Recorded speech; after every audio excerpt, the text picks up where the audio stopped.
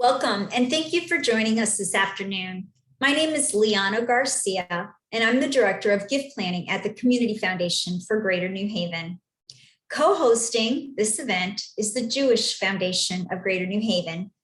Lisa Stanger, its Executive Director, is here today and will be moderating questions at the end of our program. Please use the Q&A function to ask your questions during the program.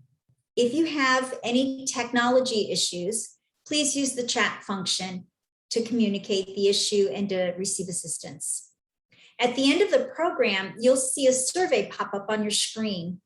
We ask you to take a few minutes to give us feedback, which helps us to continue planning quality programs.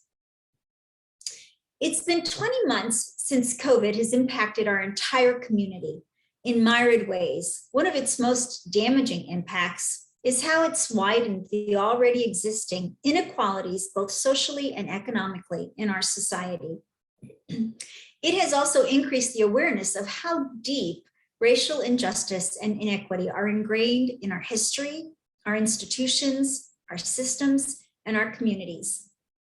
Today, our speaker is going to talk about ways that you can help your clients who want to use their wealth through either financial or estate planning to meaningfully address some of these important issues in the hopes of creating a more equitable world for all of us.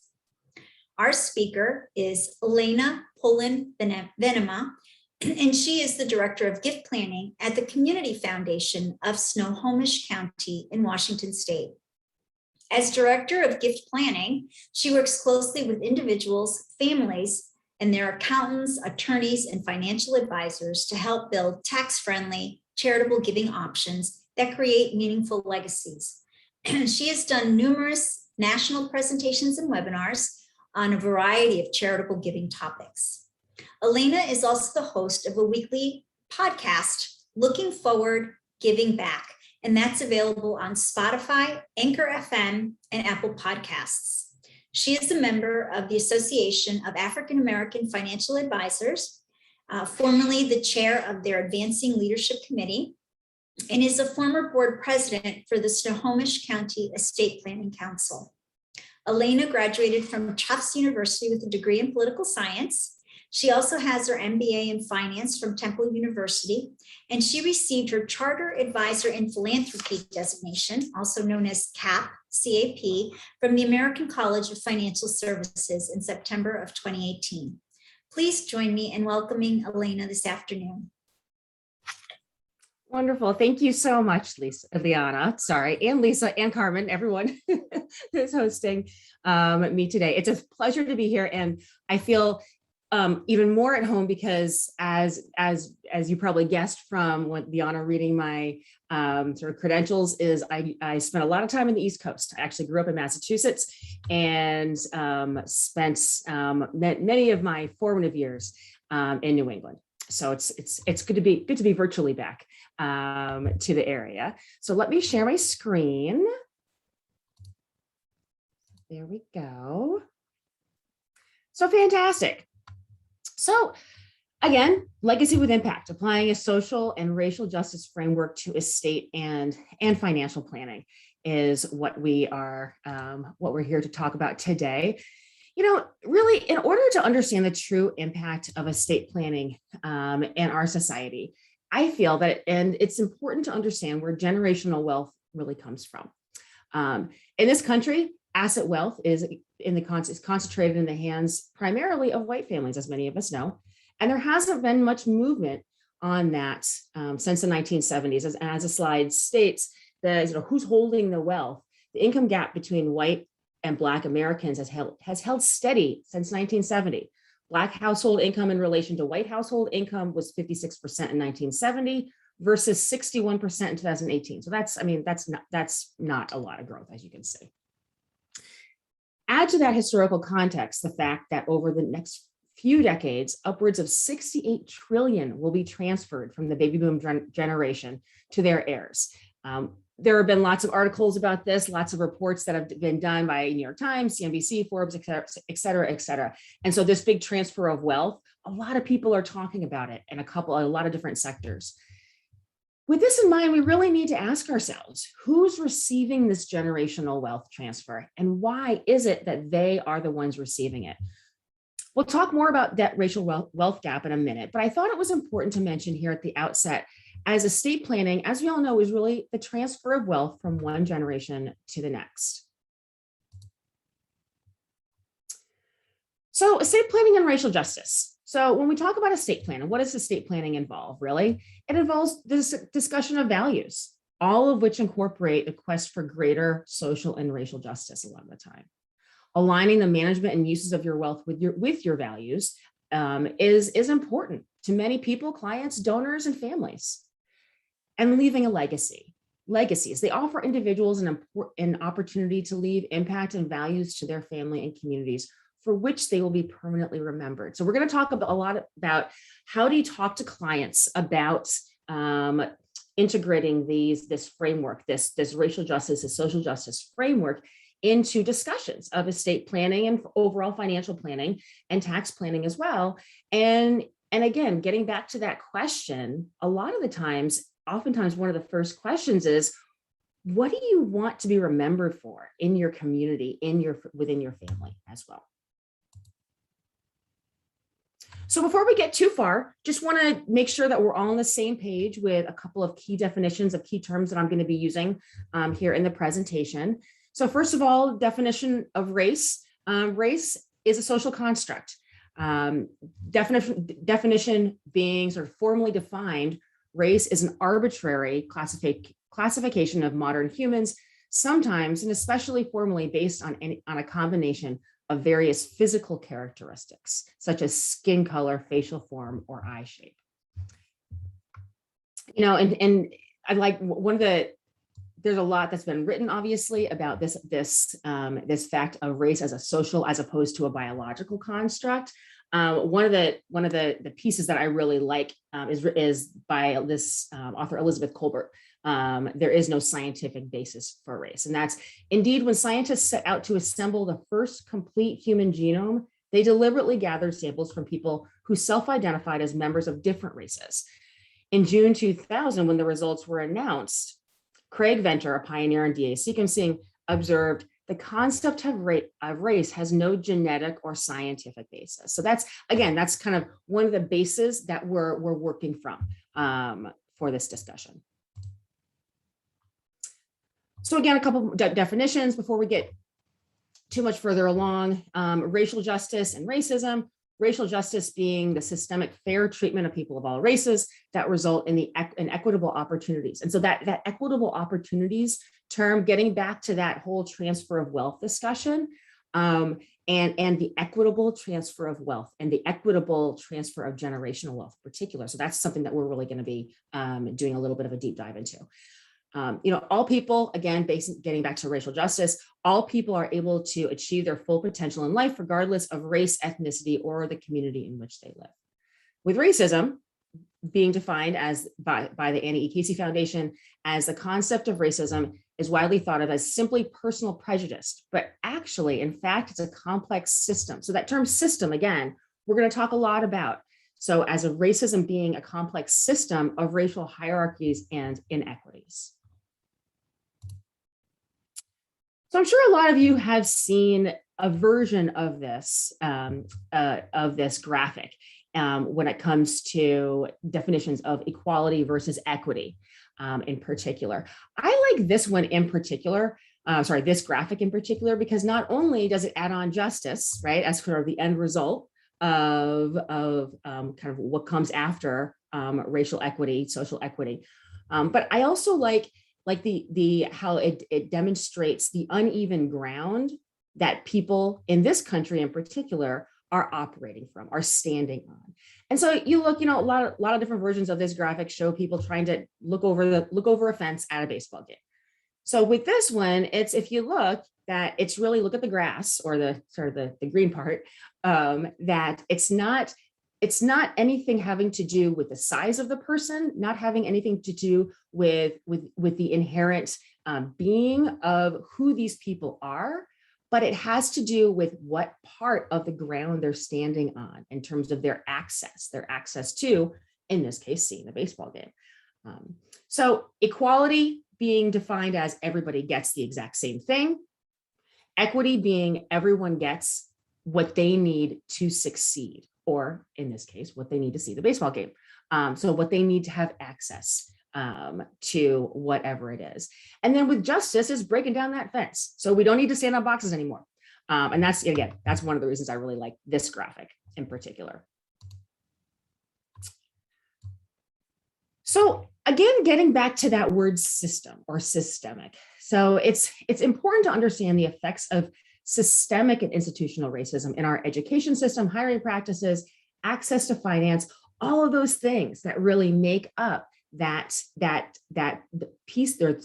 pieces of access to generational wealth. Again, getting back to that transfer of wealth, that estate planning piece that we're talking about today. Systemic and institutional racism pervades thinking consciously and unconsciously. But where did it start? And why are we still seeing the effects of historical racism today? Systemic racism assumes white superiority individually, ideologically, and institutionally. And the assumption of superiority can pervade thinking unconsciously and consciously. So I want folks to understand that too. You know, we talked a little bit about, I think there's a lot of discussion of when it comes to racism, of it being sort of individualized, of well, I'm not racist, you know, I'm not wearing a hood, right? But that's not what this discussion is about. This discussion is about that systemic nature. It's about why is it that we are still seeing such gaps in education and access to housing and access to banking and access to all the things, like I said, that make up that generational wealth. So while it's important to understand the definitions and studies from a historical and academic perspective when it comes to this topic, I feel it's also very important to understand the human impact of on a personal basis as well. And so along those lines, I'm going to tell you a story about how systemic and unconscious biases have played roles in my life as a biracial person of color, from as far back as honestly as I can remember. So some lovely pictures here of, and shocker, you can see that obviously that I grew up in the early 1980s and late 1970s based on the wardrobes in this picture. So I grew up the daughter of a Black African-American father and a white Irish-American mother in a small New England town in the 1980s. My sister and I were the only kids of color in our school until I was in 6th grade. And our mixed race identity was nourished and celebrated by our parents. But even so, even with that positive influence at home about really celebrating who we were as biracial kiddos, biracial family, we still experienced racism from a very, very early age. Everything from our neighbor Mark calling me the N-word at the bus stop when I was in kindergarten, on one of my first days of school, to the family dentist refusing to believe that my mom was married to my dad because she was white and he was Black. One of my clearest memories, though, that I wanted to share with you was the year that my sister Sarah, so here in the lovely blue overalls here, was placed in special ed during her first weeks of kindergarten. So even though both her parents were teachers and she was reading well above grade level at the age of 5, the teacher at our grammar school thought that she would, quote unquote, struggle because in her experience, in this white teacher's experience, quote, mixed race kids were troubled. And this is what she said to my mom at a parent teacher conference. And went on to say that she was worried Sarah was going to have trouble keeping up with, quote unquote, the regular kids. Needless to say, my parents took some issue with that. And long story short, they forced the school to place Sarah in a mainstream kindergarten class, thank goodness. And now she has her doctorate and is a tenured professor at Emory University, and actually was just hired by the World Health Organization to head up one of their programs in the Dominican Republic. So there you go, kindergarten teacher. So sharing this story with you, the reason I'm sharing this story with you is just really to demonstrate how systemic racism and unconscious bias, so the assumptions that are made purely based on someone's race, are not only prevalent, but can cause real-world multi-generational harm. So what if our parents hadn't intervened? How many parents of kids of color aren't able to advocate for their kids to combat educational racism? My parents were very well educated. They were in the educational system, so they knew what to do. There are lots of parents who don't, and who don't have those tools to be able to speak out and to advocate for their children. So what happens to those kids? And what happens to their kids? So want to do a little bit US History 101, again, getting back to kind of really understanding the systemic nature of racism in our country, and again, how it has contributed to current day racial wealth gap, as well as that gap in the transfer of generational wealth along race lines. As we all know, the oppression on Black and Brown and other people of color in this country has very, very deep roots. From the European invasion and theft of Native American land and the enslavement and forced labor of African people to Japanese internment camps and Jim Crow. All of these examples have affected the ability of generations of Americans from obtaining and passing on land ownership and generational wealth in all of its forms. We could spend multiple college semesters talking about policies and practices that put Blacks, Indigenous, and marginalized people of color at disadvantage in terms of property ownership.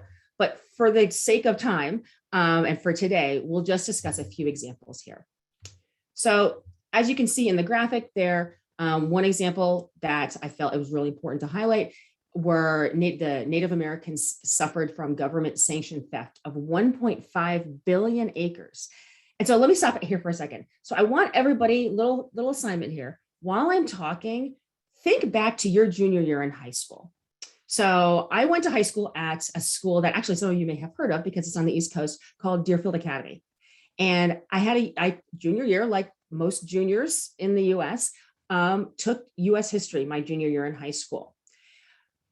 Very little of what I'm about to say was covered in that history class at my high school. So I want you to think, as I'm talking, about what do you already know, and what is news to you in terms of what you learned when you were 16, 17 years old, and what is being taught in terms of the history in our classrooms. So getting back to Native American experience, that the government sanctioned theft of 1.5 billion acres and the forced relocation of approximately 100,000 Native Americans following the passage of the Indian Removal Act of 1830. About a quarter of those relocated died in the Trail of Tears from disease and violence. Additionally, Black former slaves were promised, quote unquote, 40 acres and a mule, which I'm sure many of us have heard of, as a form of reparation by General William Sherman's Special Field Order number 15 in 1865.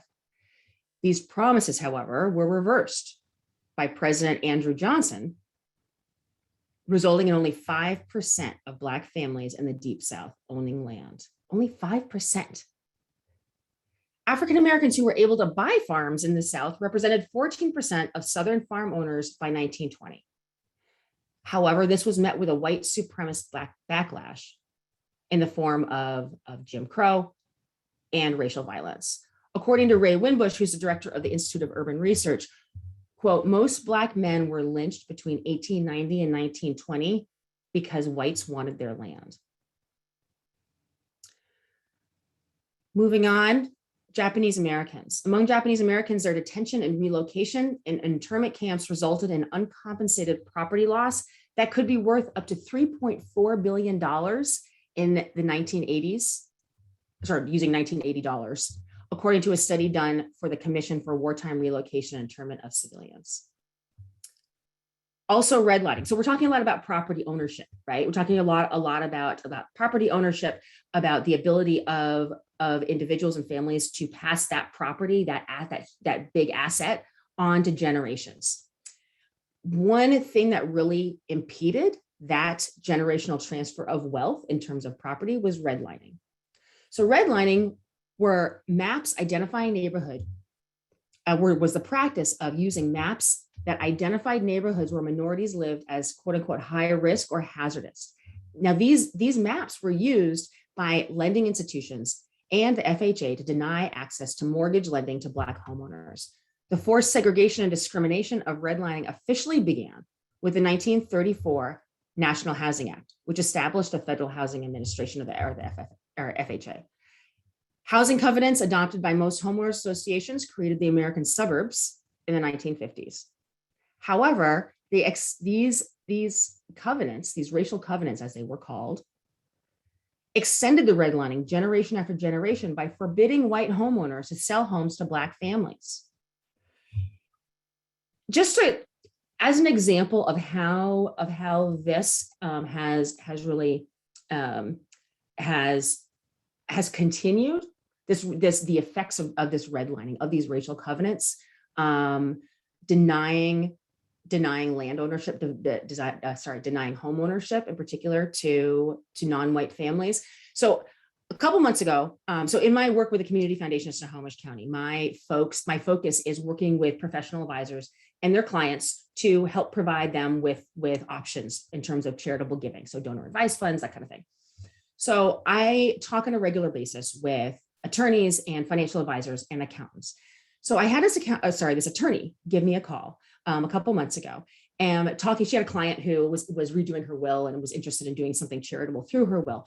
And so we started talking about kind of what her clients charitable goals were, that kind of thing. And so this issue of she was a white woman, this client, this issue of racial justice came up. And she said that this woman had recently, because she's at an age where she was selling her family home and she was moving to an assisted living facility, that she sold her family home, or she was in the process of selling her family home, and she realized that there was a housing covenant that was obviously unenforceable now, but in 2021 there was still a housing covenant for her community that was on the housing boards, the homeowners association boards books still, that forbid the sale of homes in this housing development to Black families. And again, not enforceable, but still, the fact that it was still there is crazy. Anyway, that knowledge had prompted this client to say, wow, I really need to be able, one of my priorities is to use my estate to combat racism, specifically in the housing industry. Anyway, so it ended up being a really interesting conversation, though, and really opened my eyes to the fact that that redlining and these racial covenants by no means are something of the past.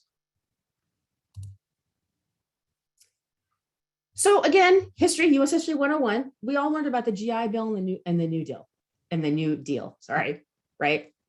So one thing, I don't know about you, but one thing that I didn't really learn in my U.S. history class was the racism and the racial discrimination that was part of both the New Deal and the GI Bill.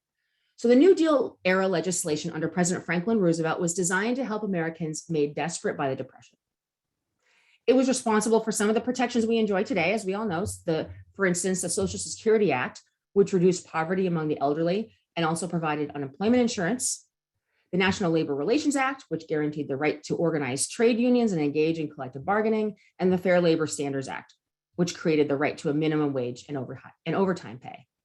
However, these laws excluded agricultural and domestic workers until later on. And 85% of Black men and 96% of Black women during this time were employed in these sectors. So they were unable to benefit from a lot of this New Deal legislation, purely based on the limitations of their employment based on their race. Also, the New Deal legislation, all these worker protection laws, they were not enforced and administered at the federal level. Roosevelt allowed the decentralized administration of these benefits, enabling state, local, and county level officials to perpetuate Jim Crow practices of white racial dominance in the distribution of benefits. So moving on to the GI Bill, the GI Bill is widely credited with creating the American middle class, right? And the creation of the American suburbs as one of the results. That's because it enabled millions of veterans to pursue higher education and own homes. but the GI Bill did not benefit Black soldiers, Black veterans as much due to systemic discriminatory practices. So for instance, pervasive racial discrimination in schools and the decentralized administration of education benefits severely limited Black veterans' access to higher education. Historic Black colleges and universities only had capacity at the time to accommodate 45% of returning Black soldiers. Because of redlining, the discriminatory practices and policies in bank loans, housing covenants, and FHA guidelines that we just talked about, Black veterans were practically unable to purchase homes. The racist policies built into the GI Bill, into the GI Bill's implementation, widened the education and income gap between white and Black veterans and significantly enlarged the wealth gap between Blacks and whites multi-generationally.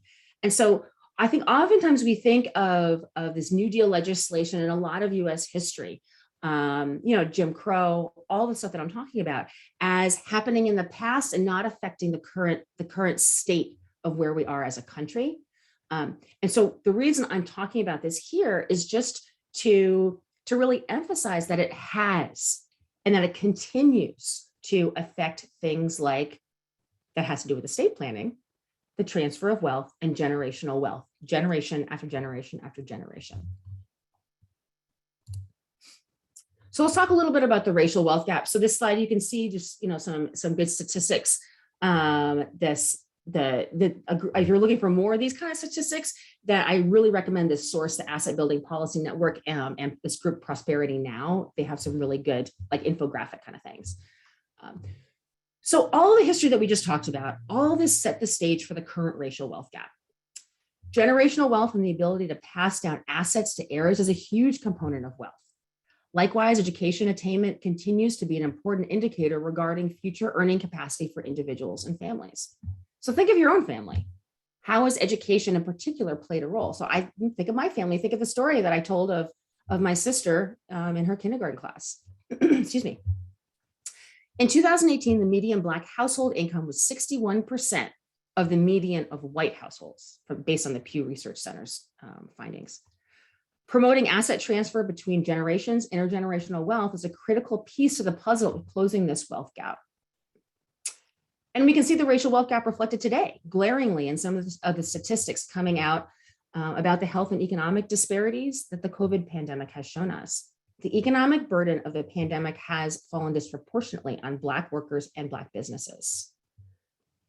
In December, McKinsey & Company reported that as of October, the unemployment rate of Black Americans stood at this is December 2020, just to be clear, stood at nearly 11%, compared to 6% of white Americans. The Federal Reserve Bank of New York found that more than 40%, almost half, of Black-owned businesses in the US closed between February and April of 2020 versus 17% of white-owned businesses. I want to pause here just for a minute just to address a question I received earlier this week, having to do with the racial wealth gap. It's and it has to do with this generational wealth issue, and it really kind of helped us segue into the next section of saying, well, we know all this information, but we feel helpless. How do we as estate planners, how do we as financial planners, how do we as their clients, how can we make a difference? Well, you can. So now that we have some knowledge, I wanted to talk about sort of, again, making that connection between estate planning and your clients legacy, and really kind of, okay, now that we know the information, let's get down to work. How do we actually have these conversations with clients? How do we apply it? And really, how do we help clients who want to use their estate plan to leave a meaningful legacy that addresses some of these issues? So turning back to the conversation about racial justice and estate and financial planning, as you start to have year-end client meetings in 2021, maybe some will look like this, where you're hopefully getting back to in-person meetings with some of your clients. But then maybe some will look like this, the Zoom meetings. And so this is my son, JD, in one of his Zoom classes from last spring. We've all become friends with Zoom. Well, friends I may be talking fast and loose about the term friends, but we've all been realizing that Zoom actually can really help us grow our access to individuals and to clients. And so helping to, using it as much as we can to benefit and to strengthen our relationships with our clients is really important. So regardless though of how your meetings are looking, your focus will be, as it always has been, I'm sure, on helping your clients achieve their financial estate and their personal goals, and also strengthen your relationship with them, because that's what it's all about, right? So one way to do this is finding out what really matters to them. So being able to talk about racial justice in this context is becoming more and more important. As the author Sonia Driesler says in the recent article she wrote for Morningstar Research, quote, in the past few months, and I would say in the past year, a year or two especially, we have seen that the ability to talk about race is not just a nice to have business skill, but it's a need to have skill. Clients are asking how they can support racial justice in their portfolios and questioning their advisors' responses, or honestly lack thereof, to the recent public discourse around systemic racism. Employees, especially younger ones, expect their firms to take a public stance on racial equity. The universe of financial advisors is overwhelmingly white. That's not a surprise to any of us here, I'm sure, and male, but that's another webinar. And it's unfortunate truth that many white people struggle to discuss and be open to issues of race. So, however, what I have found, honestly, in my conversations with professional advisors for my work at the Community Foundation is that many do indeed care. They care deeply about their clients and their community, but talking about race just makes them so uncomfortable, they opt to not talk about it at all. However, being able to have these hard conversations with your clients, with colleagues and others is becoming increasingly important. So where do you start though, right? Educate yourself. Educating yourself is the fact that you folks have signed up to join us here today is a fantastic first or maybe 10th step in educating yourself. Listen to the lived experience of people of color in your community too. Understand that talking about race and racial equity is not political. And this is a really important thing. Advisors often say, and I've heard over and over again, that they don't want to quote unquote get political. They don't want to alienate clients by sharing policy or candidate endorsements that clients may not agree with. Now, I wholeheartedly agree there. That you want to make sure that you're treading lightly on the political discussions, especially with clients, of course. However, talking about race is often put under the same umbrella of don't get political. But, and this is really important for white advisors to understand, talking about race and advocating for equal opportunities for people of color isn't political.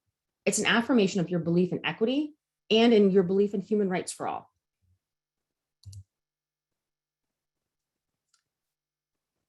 There are many ways that individual can integrate his or her commitment to social and racial justice into their estate and financial planning. And I have additional resources that I will offer and that I will provide to the group specifically that I've developed for the Community Foundation of Snohomish County on conversation starters and that sort of thing for specific ones for attorneys and then financial advisors and then also accountants, which I'm happy to share at the end. But this is kind of in a nutshell, some of what that covers.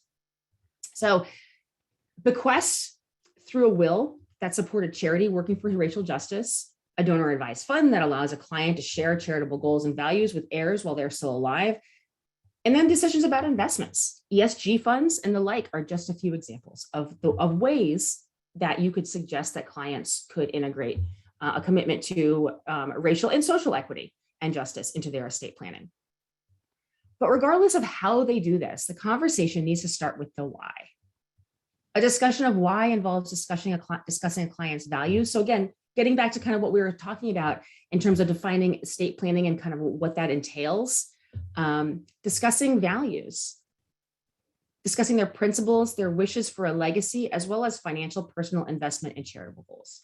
So here are just a few examples of some starter questions that we have here that I have on the slide. And like I said, I have a more in-depth resource that I'd be more than happy to share at the end. So some clients also, here's something really also to keep in mind too. Some clients will be very interested in exploring options that allow them to play a role in supporting racial equity and social justice, whether it's through their estate or will, or through their current charitable giving, investment strategies, or business dealings, but some won't. And that's okay. Some clients will either not be ready or not be interested at all in pursuing this topic. And that's all right.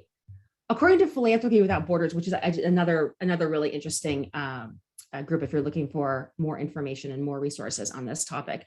But according to this group, what you can do is to provide your client with, quote, space to think through and discuss some of the values and beliefs they're reckoning with, while also exemplifying your own commitment to racial equity. You can provide clients with options. What they choose to do with those options is up to them. So if your client is interested, if you have the conversation, they say, yeah, this is something that I would like to pursue. Now what? Again, here are some ideas, fleshed out a little bit, and additional resources that I have on the Community Foundation's webpage, which I will share at the end. But a couple of things you could focus on providing services, focus on in terms of the charitable giving.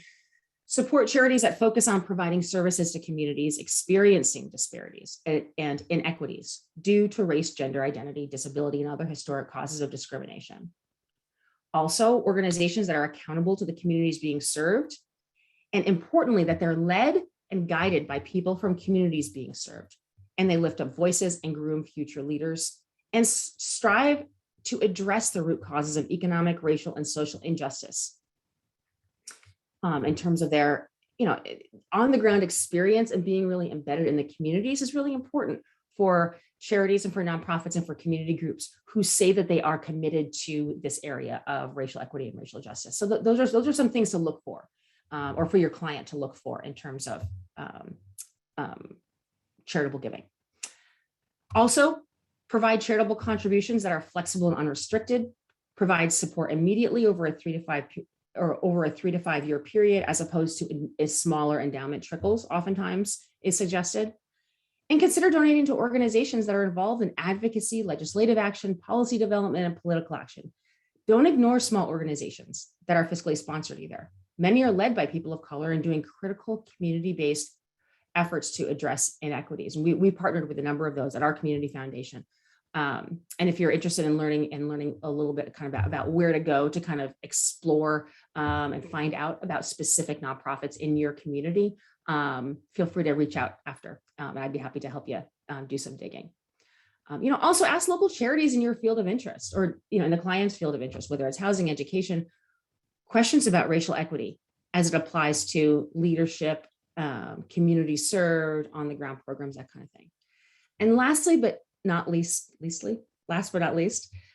be humble and encourage your clients to be humble, but be willing to share their story behind their giving priorities with peers who may be interested by their example. Some resources when looking for charities committed to social and racial justice issues are all, I went too fast, are here at the bottom as well. So it's not only about charitable giving if your clients are interested in having a focus in their estate planning in terms of in this area, that there are lots of investment options. Divest investments in businesses that negatively impact marginalized communities. Examples include private prisons, predatory lending, guns, pipelines, indigenous lands, etc. Invest in funds, companies, and programs that drive positive social outcomes. Institutional ESG funds that measure the environmental, social, and corporate governance sustainability and societal impacts of investments have grown by leaps and bounds over the past decade. There are lots more options now. And also encourage your clients, if they're interested and if this is their thing, to engage in advocacy through proxy voting and shareholder activism. To demand racial and gender diversity on boards, equitable hiring and promotion practices, and living wages, and all those sort of things too. So thank you so much for having me here today. And I know that was a lot to take in. And like I said, it's really this topic, I think, for many professional advisors is fairly new. This topic and the opportunities associated with using and helping your clients use a racial and social justice framework in their estate planning, not just for the charitable giving side, but also for the investment side as well, as I talked a little bit about in those last couple of slides.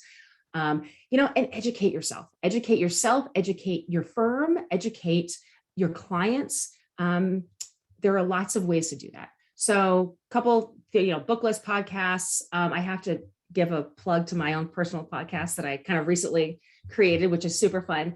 That is specifically for professional advisors and their clients. It's called Looking Forward, Giving Back. And it's just discussions about charitable giving. Some of the discussions have to do specifically with racial social justice framework and estate planning, but some of them don't. That some of them are talking about, I interviewed one of the last episodes, I interviewed a local estate planning attorney and her client who had created a donor advised fund with us. And we talked about her giving and her giving priorities. Also talk about sort of more technical stuff when it comes to some, giving vehicles, charitable remainder trusts, charitable lead trusts, that sort of thing. So log on to Looking Forward, Giving Back. I encourage you. And then there are lots of, also our website, Community Foundation of Snohomish County, we have a specific section for professional advisors. So it's the www.cf-sc.org/plan. And then you can go and look, and there are lots of different resources there for anyone who's interested. Hello, thank you so much for that incredible presentation that I actually, as I'm listening to it, I'm thinking this has such a broader appeal than just about estate planning and professional advisors, and we really appreciate it, and especially also the resources page. So we have a couple of questions, and please, everyone, while I'm asking the questions, I'm checking the chat. So if you have additional questions, please add those as well. So the first one's kind of two parts.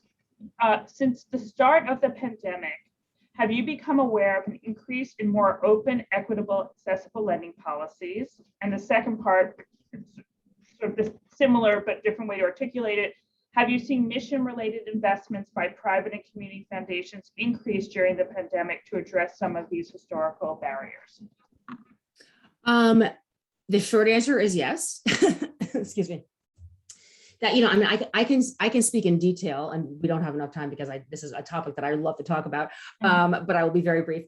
But I can speak in detail specifically to the question about sort of community foundation investments and overall, overall community investments too, and based on sort of what I'm hearing from financial advisors that I work with in particular.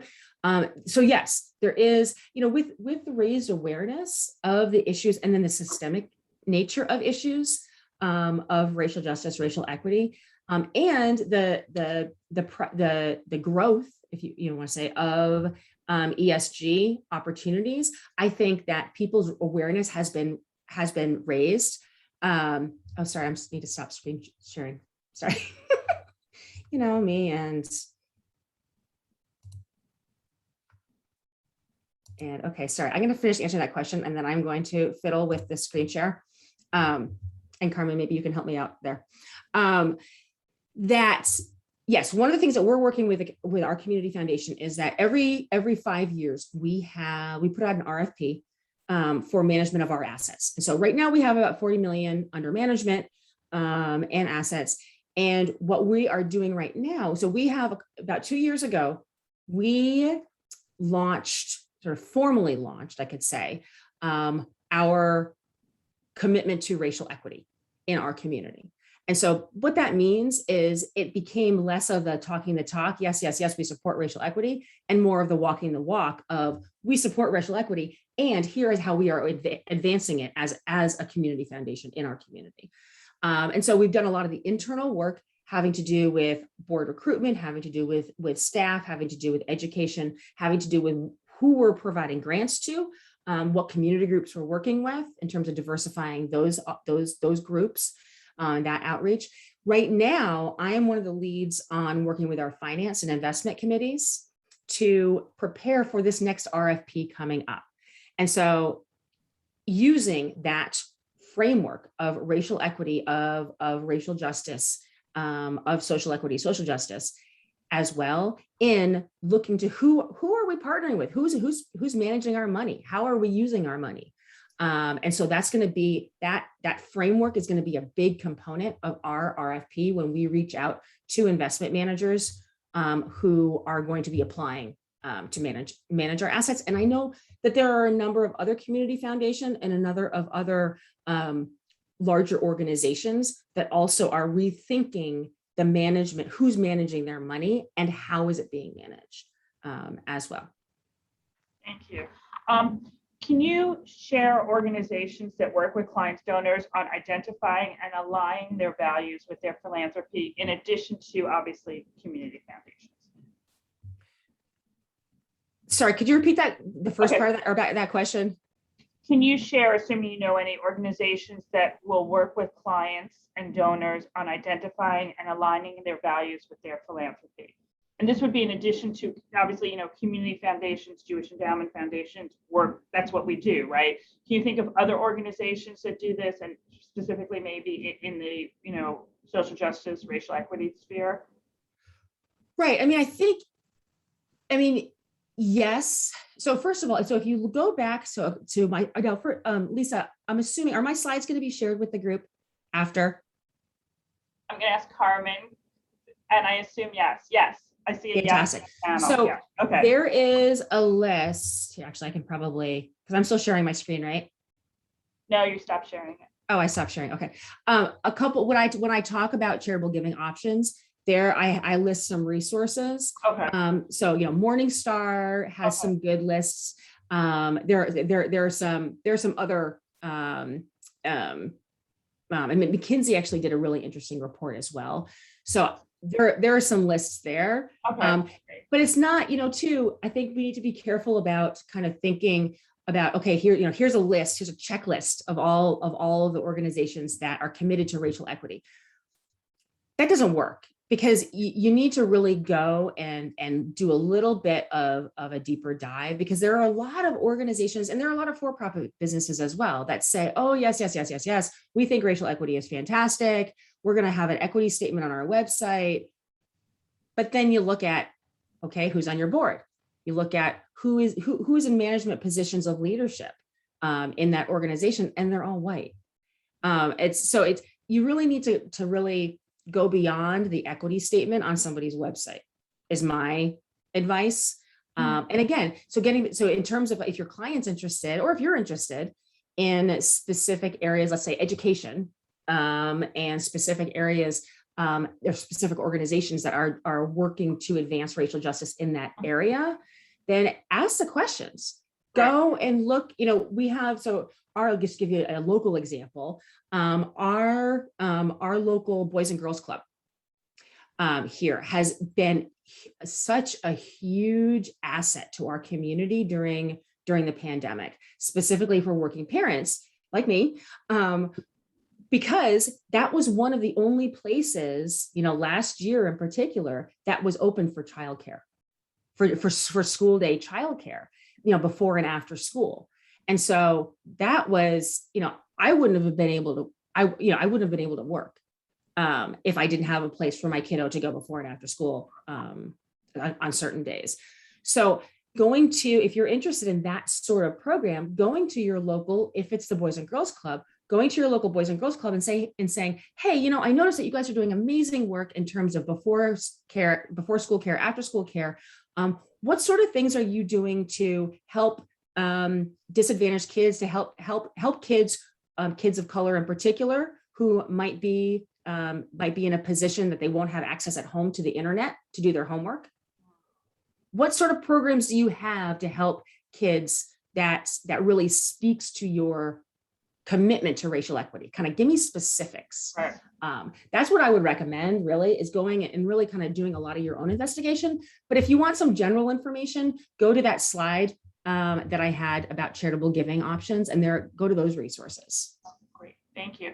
And what about, because this program, of course, is much bigger than just how to work with clients, but in terms of, we have professional advisors watching this, can you think of some examples? Professional advisors, obviously, I look for personal fulfillment and professional fulfillment in their work. but their job is also to advise their clients. Can you think of some successful examples you've seen where a professional advisor in working with their clients in some of these areas really saw a better professional relationship? It helped the professional relationship, it helped the professional advisor personally, professionally, why they should do it, because, and the Community Foundation, the Jewish Foundation, always talking about, professional advisors, of course, know how to talk about college planning and estate planning and tax planning. But when it comes to charitable planning, and certainly even charitable planning with a social justice, racial equity lens, they don't always see that as something that's proper or necessary in their work. And can you talk a little bit about where it has worked successfully and what the professional advisor and the client got out of it? Yeah, no, absolutely. Actually, I have a really good example Okay. that actually just came up last week. So it's fresh. One of the financial, so my newer connections in the financial advisor world is this advisor who is from Marysville, which is just north of kind of where I am in Washington State. And he's a fairly new advisor. So I think he's probably in his early 30s. He has been, he's been building his book of clients over the past, I think, 5 or 6 or 7-ish years. But I mean, in the greater scheme of kind of financial advising, he's still pretty new to the game. So one of the things that, one of the statistics that I'm sure a lot of people who are listening in are aware of is what happens to the management of a client's assets after that client passes away. And so, there have been studies after studies that have dealt with this question that show that upwards of between 85% or higher of widows will take those assets under management and move them somewhere else to be managed by someone else who they might feel more connected to in terms of that relationship. Whereas upwards of 95% and even higher of heirs after both parents or the surviving parent passes, they take their assets and move it elsewhere. So one of the key things that I keep hearing again and again and again in terms of building that client base and maintaining that client base is strengthening your relationship with your client, but also strengthening your relationship as an advisor with their family. And so this financial advisor in Marysville that I was mentioning, so we've actually gone back and forth quite a bit over the past couple months with that question of kind of, because we have a program at our community foundation where if your client starts a fund with our community foundation, then you as a financial advisor can continue to manage those assets. And even after the client passes away, then assuming everything is still great relationship with us, then you will continue to manage those assets. And so we've been talking a lot about that. So he said, Elena, he said, he was actually on a webinar that I did on this topic, like midsummer-ish. And he said, Elena, I've been thinking about kind of what you were saying about talking to my clients more about their values, about their long-term values, and bringing their family into the discussion. And he said that especially when it comes to discussing having these kind of deeper conversations with clients and their heirs, being able to talk about racial justice, social justice, being able to talk about what kind of legacy do you want to leave and what kind of legacy do you want as the heirs, as the kids, do you want to maintain for your parent who has recently passed away? And he said, so being able to offer education, offer knowledge, offer, hey, I don't know the answer to this question about how, racial equity or how you could use this specific, donate this stock to a specific charity doing work in his case, education having to do with low-income kids of color in our area. He said, being able to call on you, meaning me, to talk to clients about it has been huge. And he's referred a number of clients to us.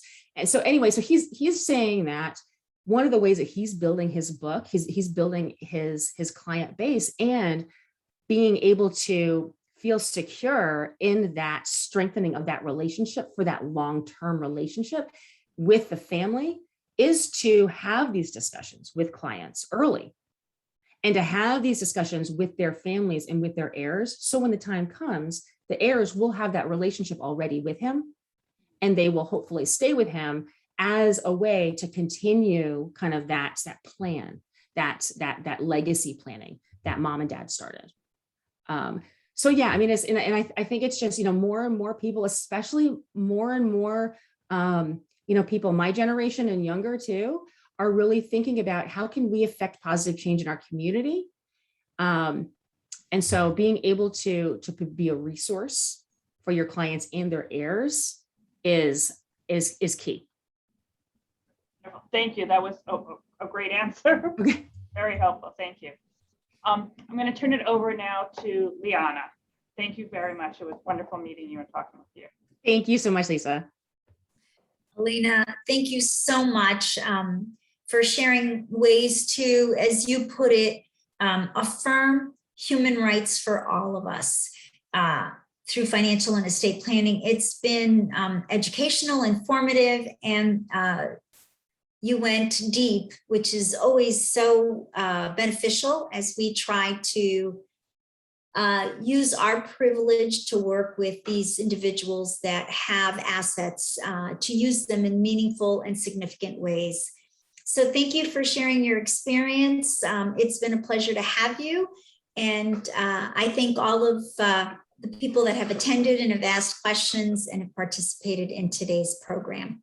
Please don't forget, there's a survey that will pop up on your screen, and we truly appreciate the time that you take to give us some feedback to use that for future planning.